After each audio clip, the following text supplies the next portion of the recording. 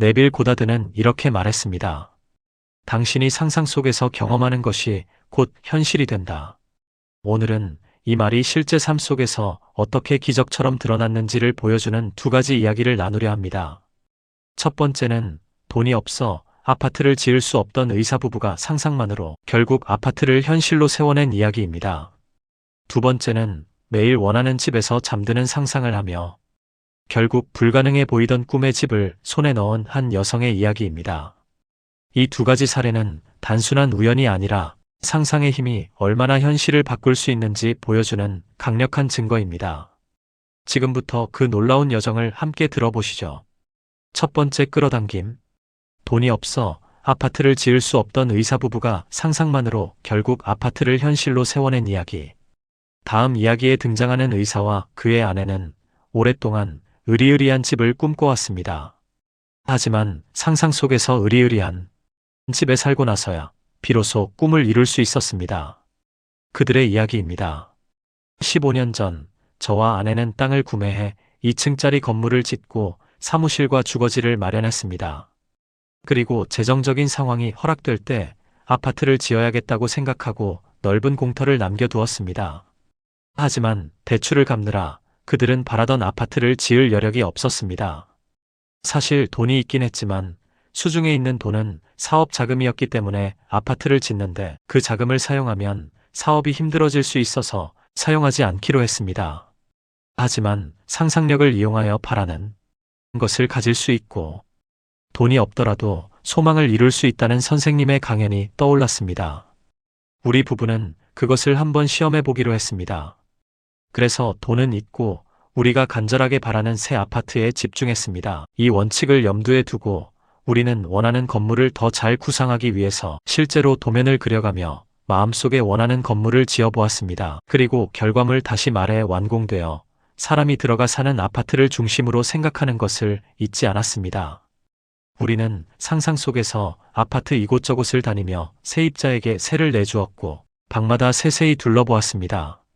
그리고 우리의 친구가 우리를 축하해 주었고 우리는 그 축하를 받고 기뻐했습니다. 우리는 상상 속 장면에 한 친구를 데려왔습니다. 편의상 그 친구를 X라고 부르겠습니다. 그 친구는 자신은 우리 부부의 사고방식과 맞지 않는다며 한동안 연락을 끊고 지냈습니다. 우리는 상상 속 그 친구에게 아파트를 구경시켜주고 어떤지 물어봤습니다. 그 친구가 또렷한 목소리로 말했습니다. 친구, 정말 멋진걸? 그러던 어느 날 아내와 아파트에 대해 이런저런 이야기를 나누는 중에 아내가 우리 동네에 있는 몇몇 아파트를 지은 건설업자 이야기를 꺼냈습니다.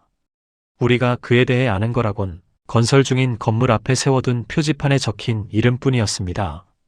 하지만 우리는 이미 결과물인 새로 지은 아파트에 살고 있다고 상상하고 있었기 때문에 건설업자를 찾을 이유가 없다고 생각했고, 그래서 그 즉시 건설업자에 대해서는 생각하지 않기로 했습니다.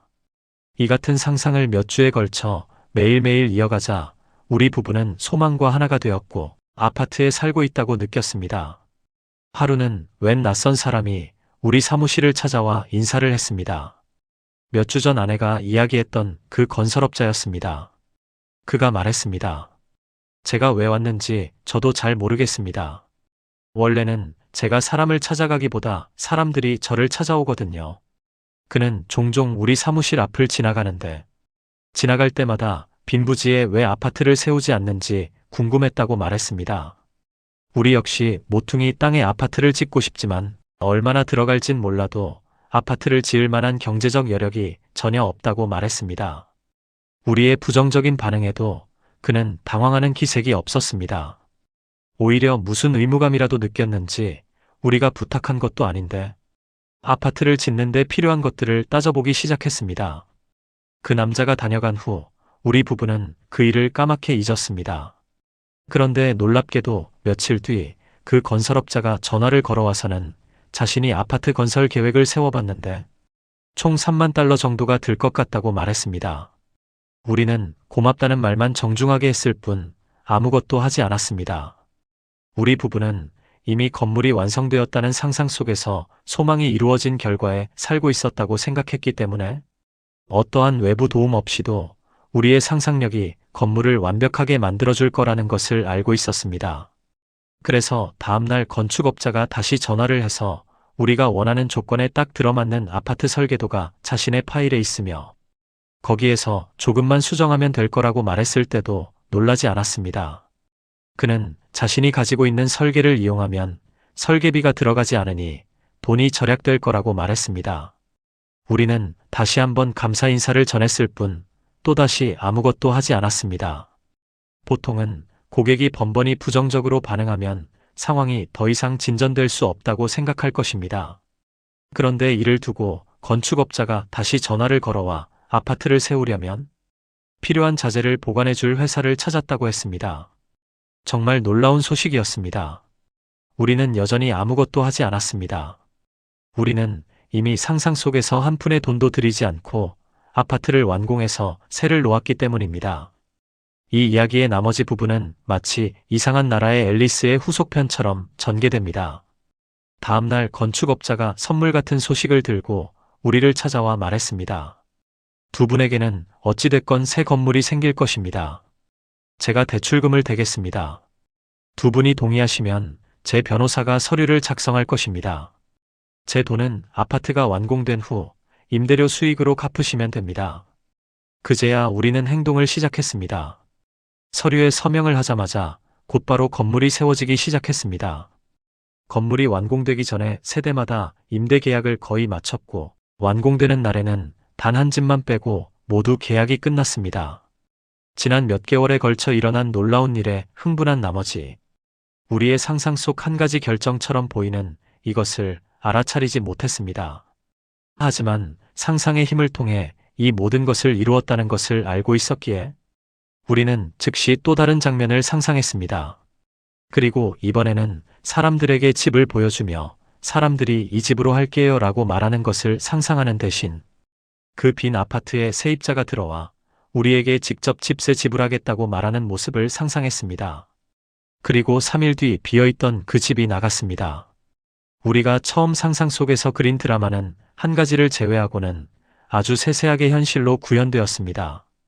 그리고 한 달쯤 놀랍게도 친구인 X가 정말 오랜만에 우리를 방문했고 새로 지은 아파트 건물이 보고 싶다고 말했습니다. 그래서 마지막 한 가지가 실현된 것입니다.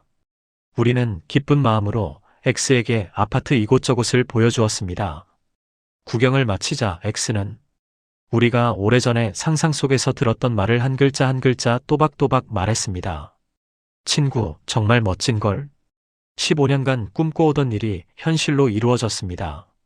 만약 우리가 상상의 비밀과 소망이 이루어진 상태에서 사는 법을 진작에 알았더라면 15년까지 기다리지 않고도 꿈을 이룰 수 있었을 것입니다. 하지만 지금 우리는 소망을 이루었습니다. 오랫동안 꿈꿔온 우리의 제일 큰 바람이 현실이 되었습니다. 더군다나 우리는 소망을 이루는데 단 한 푼의 돈도 들이지 않았습니다. 꿈이라는 매개체를 통해, 다시 말해 통제된 깨어있는 꿈을 통해 의사와 그의 아내는 그들이 원하는 현실을 창조했습니다. 그들은 상상 속 집에서 사는 법을 배웠고 이제는 현실 속 집에서 살고 있습니다.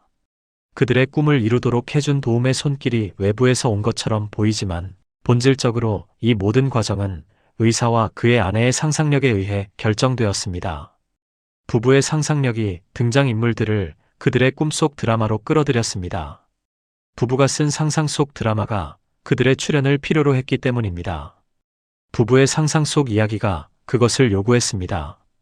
두 번째 끌어당김.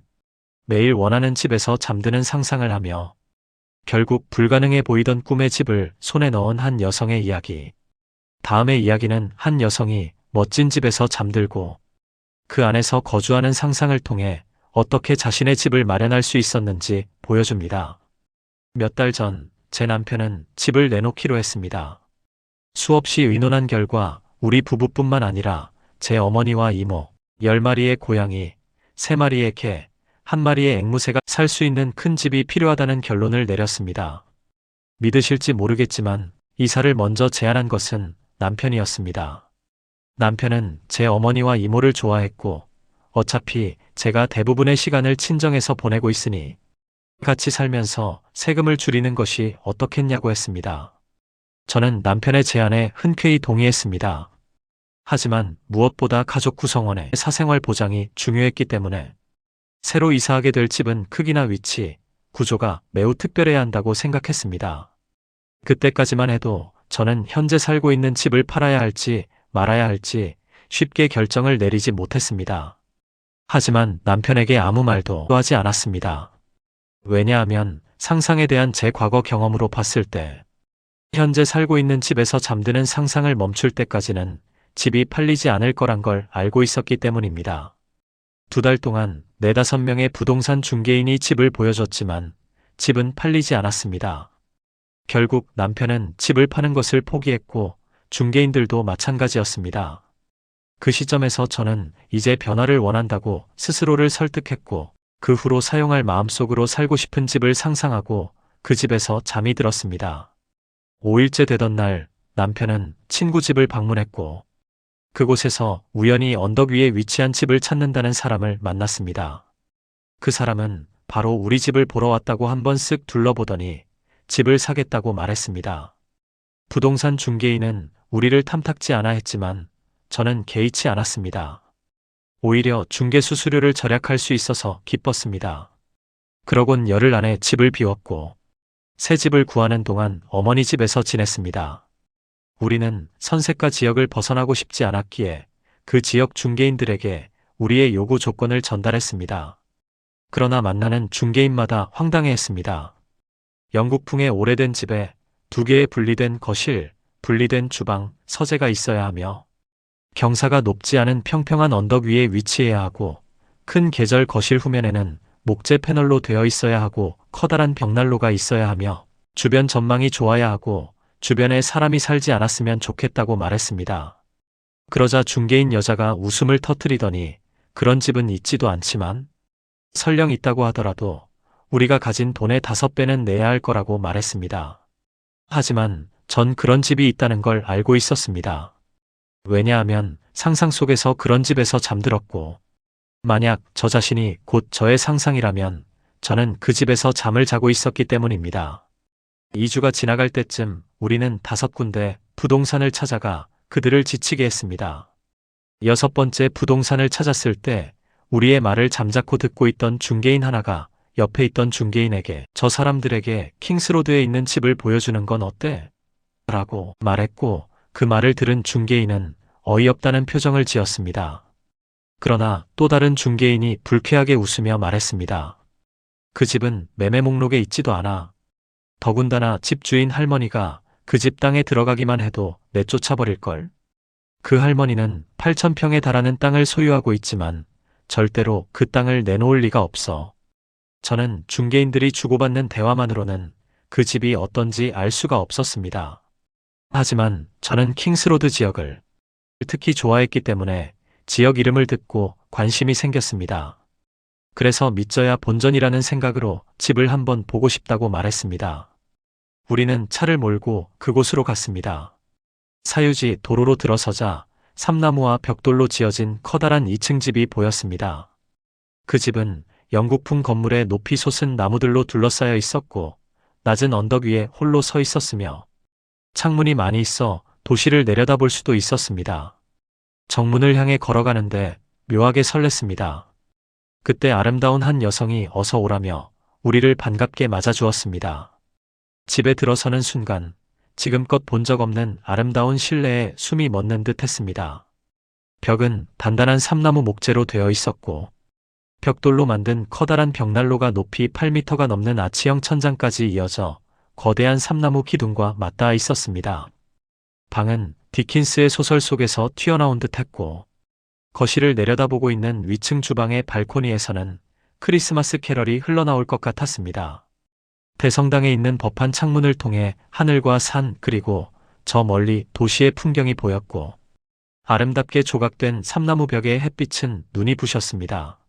아래층에는 서재가 딸린 넓은 주거 공간이 있었고 분리된 출입구와 분리된 테라스가 있었습니다. 2개의 계단을 따라 올라가면 긴 복도가 나오고 각각 침실과 욕실이 따로 있었습니다.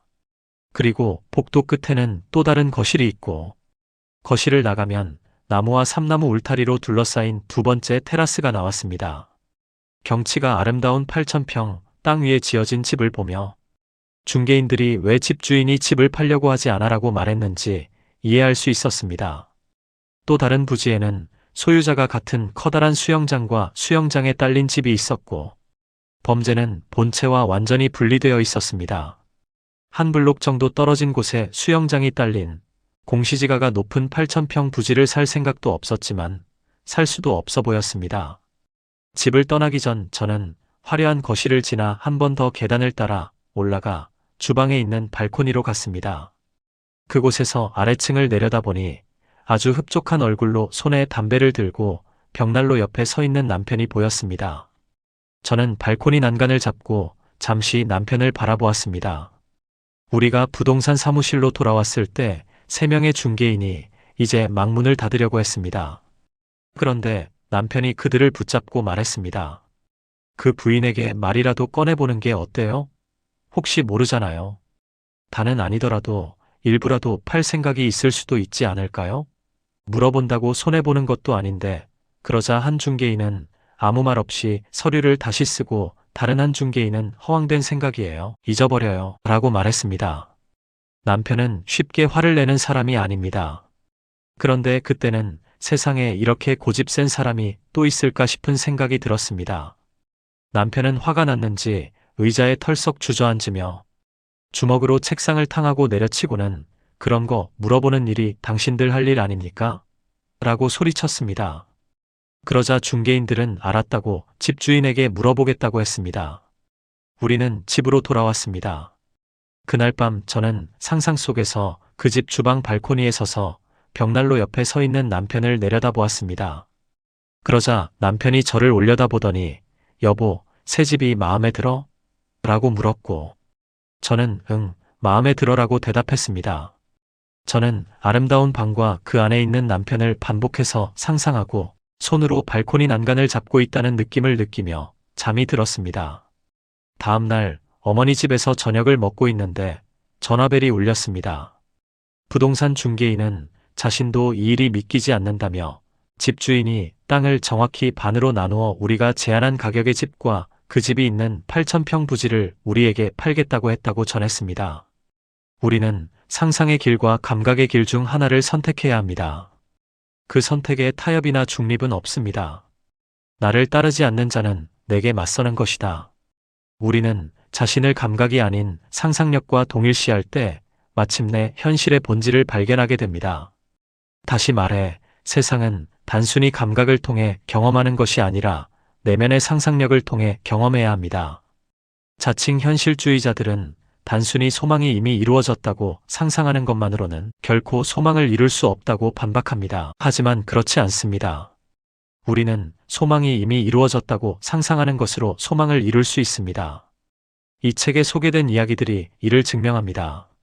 만약 당신의 소망이 이루어졌다는 느낌 안에서 살 준비가 되어 있고, 그래서 상상 속에서 그랬던 것처럼 확신을 가지고 행동한다면 상상이 가진 힘이 당신의 놀라운 상상에 응답할 것입니다. 그래서 당신이 알아채지 못하는 사이 소망이 현실로 나타나게 될 것입니다. 자신의 상상력을 깨워 기적을 만들어내는 사람에게 매일매일 일어나는 일보다 더 놀라운 일은 없습니다. 당신이 어떤 상상을 하고 있는지 관찰하십시오. 그리고 당신이 알고 있는 최고의 것보다 더 나은 것을 상상해서 우리가 함께 살아갈 더 나은 세상을 창조하십시오. 소망이 아직 이루어지지 않았더라도 소망이 이루어진 것처럼 사십시오. 그러면 기다리는 시간을 단축할 수 있습니다. 세상은 기계적으로 움직이는 것이 아닙니다. 세상은 상상력에 만들어납니다. 역사의 흐름은 눈먼 운명에 의해 결정되는 것이 아니라 상상의 활동으로 결정됩니다. 이 부부가 보여준 건 단순한 행운이 아닙니다. 소망이 이미 이루어졌다고 믿고 그 안에서 살아간 결과 현실이 그 믿음을 따라온 것입니다. 이것이 바로 네빌 고다드가 말한 상상의 힘, 끌어당김의 비밀입니다. 당신 역시 지금 원하는 꿈을 이미 이루어진 것처럼 살아간다면 언젠가 정말 멋진 걸 이라는 말을 듣게 될 날이 올 것입니다. 네빌 마인드에서는 앞으로도 당신의 소망을 현실로 이끄는 끌어당김 사례들을 전해드리겠습니다. 영상이 도움이 되셨다면 구독과 좋아요 잊지 마세요. 당신의 기적은 이미 시작되었습니다. 지금 당신이 가진 현실은 우연이 아닙니다. 생각과 믿음이 만든 결과일 뿐이죠. 네빌 고다드는 이미 수십 년 전 그 방법을 정확히 밝혔습니다. 이제 그 비밀을 당신이 가질 차례입니다. 오늘은 네빌 고다드 5일간의 강의 일부를 들려드리려고 합니다. 1933년 11월 네빌은 돈도 직업도 심지어는 입을 만한 옷도 없었습니다. 그런데 갑자기 고향인 서인도 제도의 바베이도스로 가고 싶다는 생각이 듭니다. 이 고민을 자신의 스승이자 친구인 에티오피아 라비 압둘라에게 털어놓습니다. 압둘라, 정말 이상한 느낌이 들었어요. 12년 만에 처음으로 바베이도스로 가고 싶어졌어요. 그러자 압둘라가 대답합니다. 만약 자네가 가고 싶다면 자네는 이미 그곳에 있는 것이네. 너무도 이상한 말이었습니다. 네빌은 분명 뉴욕의 72번가에 있는데 압둘라는 그가 바베이도스에 있다고 말합니다. 압둘라는 덧붙여 말합니다. 자네가 이 문을 통해 나갈 때 이젠 더 이상 72번가 거리를 걷는 것이 아니네. 야자수와 코코넛이 줄지어져 있는 거리를 걷는 중이네. 이곳은 바베이도스인 게지. 어떻게 그곳에 가게 될지에 대해서는 나에게 묻지 말게. 자네는 이미 바베이도스에 있네.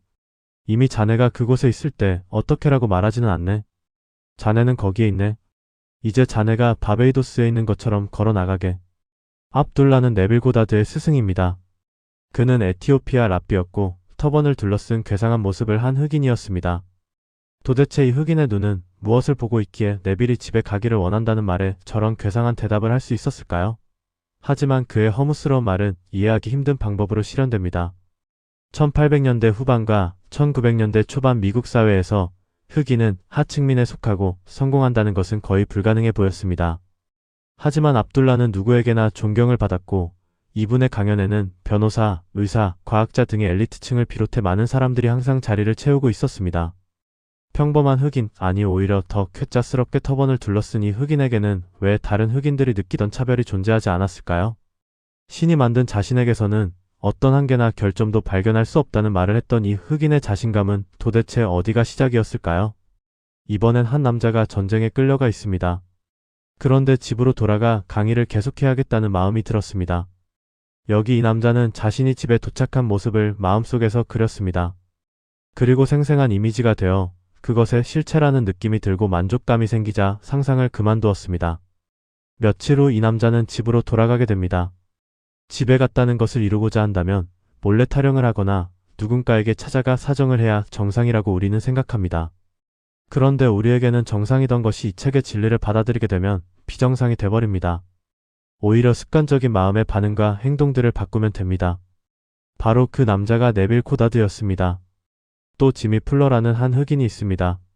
미국에서 흑인이 대우받지 못하던 시대에 그는 네빌의 강의를 들었습니다. 그는 자신이 흑인이기 때문에 사람들이 모두 자신에게 적대적이라고 말합니다. 네빌은 스승 압둘라의 이야기를 들려주면서 한계란 것은 자신이 세워놓은 장애밖에 안 된다는 것을 이해시키자 그는 전 재산 45달러로 사업을 시작해 큰 부를 얻게 됩니다. 그 당시에 어떻게 흑인이 성공을 할 수 있나요? 왜 압둘라와 네빌은 그 당시 흑인이라는 사실이 스스로 지어놓은 한계라고 표현한 것일까요? 흑인에 대한 차별은 분명 모든 이들이 세워놓은 한계가 아닌가요? 하지만 네빌은 그렇지 않다고 말을 합니다. 피부색이나 인종, 사람들이 말하는 조건들은 아무런 장애가 되지 못한다고 합니다. 네빌과 그의 스승 압둘라는 이 법칙으로 인생을 충만하게 살았습니다. 그들 삶의 작은 부분 하나하나에는 이 의식의 법칙이 충만하게 실현되고 있었습니다. 이 법칙은 그냥 마음에만 적용되어 마음의 평안만을 누리려는 법칙이 아닙니다. 일종의 마음의 토피처로 잠시간 기분을 좋게 만드는 진통제가 아닙니다. 이 책에서는 우리가 외적인 문제를 겪을 때 시선을 향해야 할 곳이 이 외부 세상이 아니라 내면의 의식이라고 말합니다. 왜냐하면 세상은 의식이 비추고 있는 그림자에 불과하기 때문입니다. 그림자와 싸우기보다는 완벽해진 의식을 갖춤으로 세상에 그것을 투영해야 한다고 말합니다. 그렇게 하면 기존에 자신을 둘러싸고 있던 환경들은 무너지고 마음에서 비추는 것에 맞추어 세상은 다시 재건됩니다. 우리는 상상하는 대로 이루어진다. 라는 말을 정말 많이 듣게 되었습니다. 하지만 그것을 현실로 이루기 위해서 상상이라는 것을 이용하려 했을 때 많은 질문들이 쏟아질 겁니다. 무슨 원리가 그 안에 숨겨져 있을까? 라는 근원적인 질문에서부터 시작해서 영화처럼 상상을 하면 되는 건가? 상상이 안 되는데 그것을 어떻게 억지로라도 끌어내야 하는 걸까? 언제까지 지속적으로 해야 하나? 라는 아주 실제적인 질문까지 쏟아집니다. 네빌은 이것들에 대해 자세한 답변을 해줍니다. 직접적으로 질문에 대해서 답해주기도 하고 강의를 통해 나타내기도 하지만 그 답시는 고대문헌의 상징들 속에서 의미를 밝혀줍니다. 여러분의 소망은 지금 이곳에서 이루어졌습니다. 그래서 그 시간은 미래에 저 멀리 떨어진 어떤 때라 생각하면 안 됩니다. 여러분이 승진을 해서 축하를 받는 그 시간은 바로 지금이고 만약 그 장소가 사무실이라면 이곳이 바로 사무실인 겁니다. 그 장소를 이곳으로 만들고 그 시간을 미래가 아닌 지금 현재로 만들어야 합니다. 다시 말해 그 사건을 지금 여기서 겪는다고 생각해야 합니다. 이렇게 하기 위한 최선의 방법은 궁극적 목표와 하나가 되었다는 생각 속에 의식을 두는 겁니다. 여러분이 이미 원하는 존재가 되었다는 것을 사실로 받아들이십시오. 사실로 받아들인 것은 비록 지금은 현실로 드러나지 않았을지라도 계속 그 믿음을 유지한다면 현실로 드러날 겁니다. 여러분이 원하는 것이 이미 이루어졌다면 지금 무엇을 생각하고 있을까요? 안녕하세요. 네빌 마인드입니다. 오늘은 끌어당김의 두 가지 사례를 나누려고 합니다. 첫 번째 사례의 네빌 고다드 상상의 힘에 나오는 레코드 이야기. 제 친구가 원하는 레코드를 찾으러 한 레코드 가게에 들어갔습니다. 직원에게 레코드를 물었지만 직원은 이렇게 대답했습니다. 아니요. 저희 가게에는 그 레코드가 없습니다. 그러자 친구는 마음속으로 이렇게 말했습니다. 그건 내가 듣기로 한 대답이 아니야. 친구는 자신이 상상 속에서 이미 원하는 레코드를 받았다는 사실을 의심하지 않았습니다. 그래서 직원의 부정적인 대답은 아무런 영향을 미치지 못했습니다. 그런데 가게를 나서려는 순간 직원이 다시 다가와 말했습니다. 아, 여기 있었군요. 저희 매장에 있습니다. 직원이 선반에서 꺼낸 것은 바로 친구가 원하던 그 레코드였습니다. 친구는 감사의 마음을 전하며 가게를 나왔습니다. 사실 친구는 가게에 가기 전부터 자신이 원하는 레코드를 받는 장면을 마음속에 그리고 있었습니다. 두 번째 사례, 자전거 끌어당김. 저 역시 비슷한 경험이 있습니다. 원하는 것이 생기면 저는 사진을 눈에 잘 띄는 곳에 붙여두거나 배경화면으로 설정해두곤 했습니다. 어느 날 마음에 쏙 드는 자전거를 발견했습니다. 저는 집 안 곳곳에 사진을 붙여두고 친구들에게 이건 내 자전거야. 디자인 끝내주지. 라고 말하며 즐거운 마음으로 자전거 타는 상상을 하곤 했습니다. 하지만 현실적으로는 너무 비싸고 게다가 배송비까지 고려하면 감당하기 어려웠습니다. 그럼에도 불구하고 저는 계속해서 그 자전거를 타는 기분 좋은 상상을 이어갔습니다. 일주일쯤 지났을 때 오랫동안 연락 없던 지인에게서 연락이 왔습니다. 에이야, 너 자전거 구매하려고 한다며? 내가 이사하면서 자전거를 정리하려고 하는데 혹시 관심 있으면 저렴하게 줄게. 저는 당시 원하는 디자인이 있었기에 지인에게는 사진만 한번 보겠다고 했습니다. 사진을 보고는 깜짝 놀랐습니다. 제가 바라던 그 자전거와 같은 디자인의 색상만 달랐습니다. 결국 저는 원래 가격의 3분의 1에 그 자전거를 손에 넣을 수 있었고 즐겁게 타고 다닐 수 있었습니다.